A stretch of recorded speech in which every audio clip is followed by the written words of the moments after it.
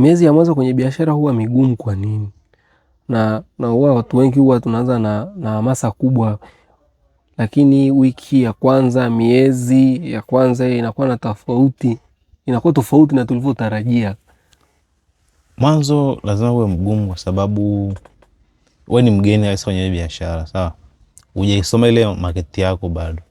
Licha kwamba una product ambazo ni zinahitajika sokoni, lakini bado hujaistudy market yako vizuri. Kwa hiyo lazima iende ikikua polepole. Kwa hiyo chanzo cha ugumu mwanzoni unakuwaga ni nini? Mwanzo huwa ni mgumu kawaida, lakini chanzo kikubwa cha ugumu huwa hujajua wateja wako wanataka nini specifically.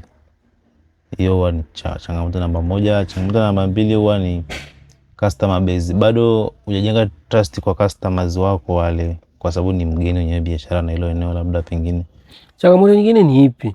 Hapo changamoto nyingine kuna expectation. Watu tuna expect kwamba tukifika tu tuanze kuuza bila kujipa time ya biashara ile kuzoeleka kwa watu na kuanza kugrow polepole.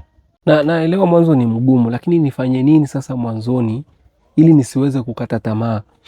Ili uanze, inabidi tu uanze kidogo hivyo hivyo jinsi ulivyoanza, huku ukiendelea kujenga trust kwa wateja na consistency. Yani trust na consistency lazima uvifanye viende kwa pamoja. Sasa kwa nini watu wengi huacha mapema na kukata tamaa?